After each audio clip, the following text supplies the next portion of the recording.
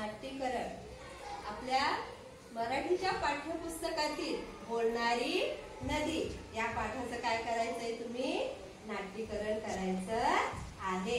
चला तर त्या अगोदर आपण थोडीशी तयारी करूया। एक होती मुलगी, तिचे नाव लीला होते। ती चौथीत अनु होती। भारी खोडकर, लोकांना त्रास द्यावा असे तिला नाही वाटायचे, पण खोड्या काढण्याची भारी हौस। ती मजेशीर युक्ती शोधायचे। जे घर गावाच्या एका टोकाला, घराच्या मागील वावराच्या थोडेसे चालत गेले की नदी होती। एके दिवशी लीलाला बर्फाचा गोळा खावासा वाटला। आई म्हणाली, नको खाऊ लीला। ताई म्हणाली, नको खाऊ गोळा। माई म्हणजेच लीलाची आजी म्हणाली, लीला ग लीला, नको खाऊ गोळा, दुखला तुझा गळा, सगळं पाणी जातात गोळा। आता काय करावे बरे? लीला विचार करू लागली। तिला एक युक्ती सुचली। ती नदीकडे गेली। नदीला म्हणाली, नदी ग नदी, पण नदी कशी बोलणार? परत लीला म्हणाली, काय ग बोल की लीला, पण नदी कशी बोलणार? परत लीला म्हणाली, नदी ग नदी, लीलाला खायचा बर्फाचा गोळा। पण ताई म्हणाली, नको खाऊ। आई म्हणाली, नको खाऊ। माई म्हणाली, दुखेल तुझा गळा, खाऊ की नको? नदी कशी बोलणार? परत लीला म्हणाली, मग खा की, पळत जा आणि पटकन खा। पण नदी कशी बोलणार? परत लीला म्हणाली,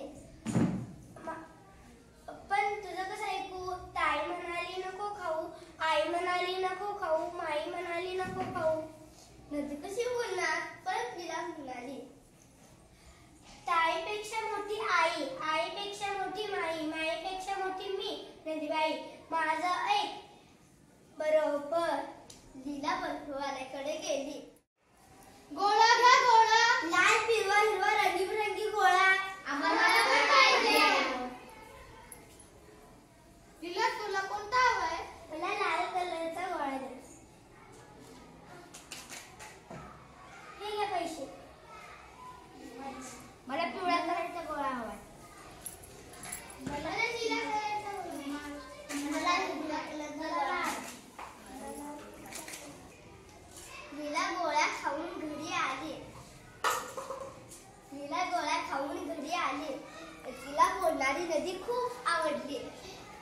ताई, आई, माई यांपेक्षा मोठ्या नदीबाईची परवानगी मिळाली की आपण हवं ते करू शकतो असं तिला वाटले।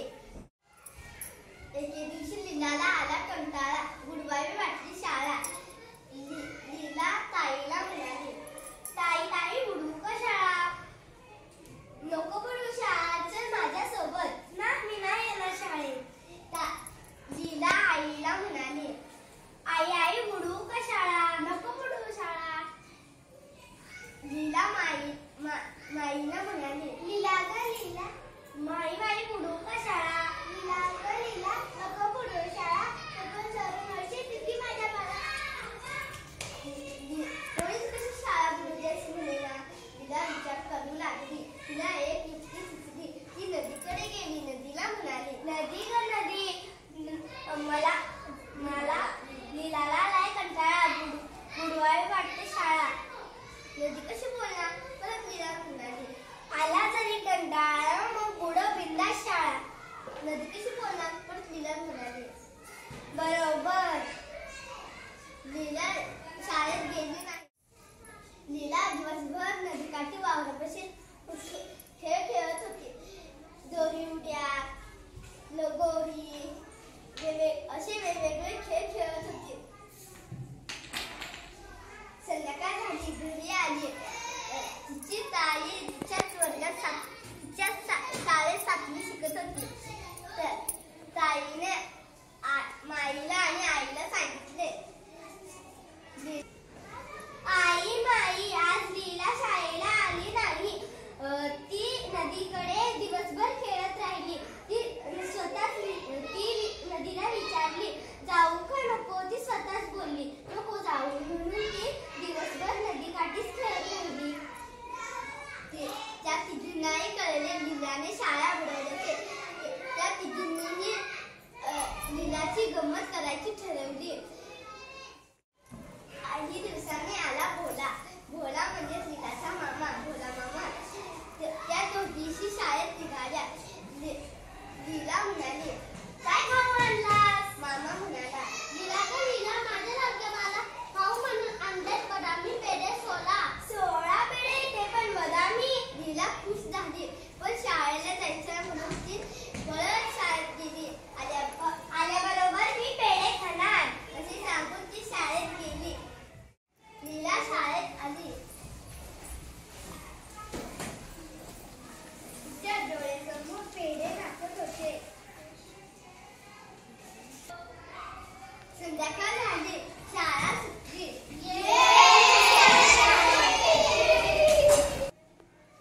ती शाळेतून घरी आली. तिने बॅग ठेवली. आईला हाक मारली. आई, ए आई, काय ग लीला, पेढे कुठे आहे? शिंगाड्यावरच्या बुड्डीत डब्बा ठेवला आहे बघ. लीलाने स्टोर घेऊन डब्बा काढला. उघडून पाहते तर काय, आई, यात एक सुद्धा पेढा नाहीये. बदामी पेढे एक सुद्धा नाही. नीला, नीला, ए नीला. नीला परसातून पळत आली. काय ग आई, पेढे कुठे आहे? पेढे कुठे गेले म्हणजेच की काय? मीच खाल्ले. मी खाल्ले आत, नदीला दिले आत.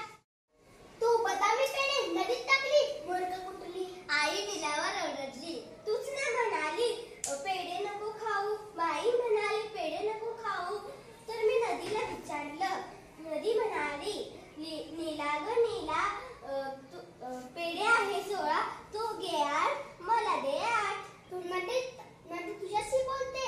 जशी लीलाशी बोलते तशी माझ्याशी बोलते. लीलाला असतं ती सांगते बर्फाचा गोळा खायला, शाळा बुडवायला, तशी माझ्याशी बोलते. लीला आता चिडली. तिची खोडी तिच्यावरच उलटली. काय करावे? तिने थोडा विचार केला. ताई, आई, माई, समजलं ग बाई, आता नदीला बोलायला लावणार नाही.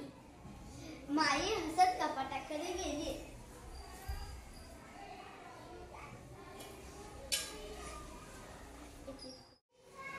नीला, या एक पेढा खेळायला जा. पेढा मिळाला असे बोलत ती गोट्याकडे पळाली. आता हे काही मशीला बनवायला लावणार आहे का काय? माई जोरात हसली.